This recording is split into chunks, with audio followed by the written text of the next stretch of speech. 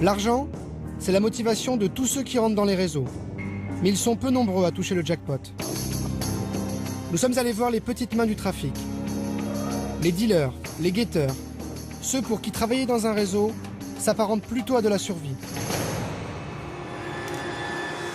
Nous rencontrons un charbonneur, en pleine préparation de sa marchandise. Qu'est-ce que vous préparez là? Là, c'est des morceaux à 10. À 10 euros? Ouais. Il coupe lui-même les morceaux de résine de cannabis qu'il va vendre. Là, je vais vite fait faire 2 ou 3 morceaux à 30.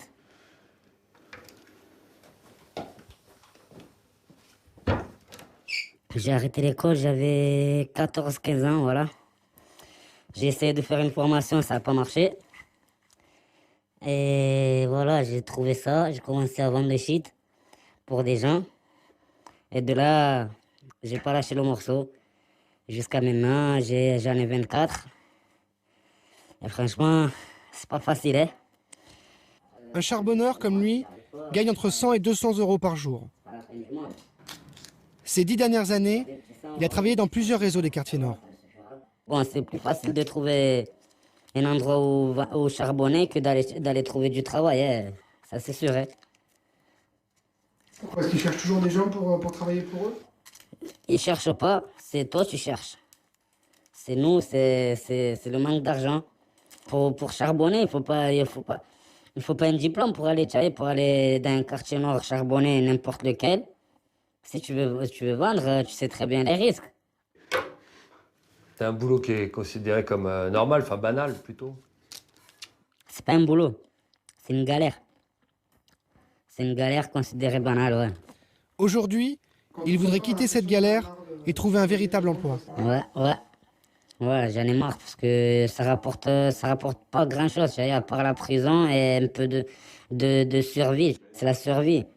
Sinon, s'il y avait mieux à faire, comme être comme vous derrière la caméra, je le ferais, hein. Ça veut dire prends ton joint, fume-le si tu es un fumeur. Et va travailler. Ne te casse pas la tête. Vous êtes allé en prison, non? Non. Jusqu'à maintenant, ça va. C'est pour ça, il faudrait que j'arrête au plus vite avant que, tu sais. Parce que, ça y est, j'ai déjà passé mon temps, là. Comme vendeur, il peut être condamné au plus à 5 ans de prison et 75 000 euros d'amende. Mais le risque n'est plus seulement de se faire coincer par la police.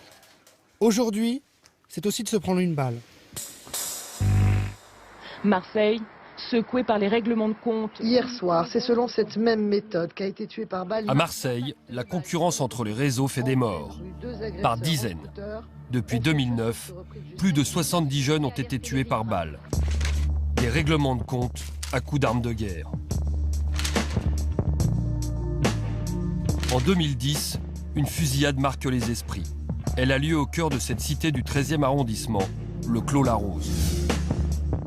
Jean-Michel, dit Michou, un jeune guetteur de 16 ans, est abattu. Au pied d'un bâtiment de cette cité nord de Marseille, des dizaines de douilles.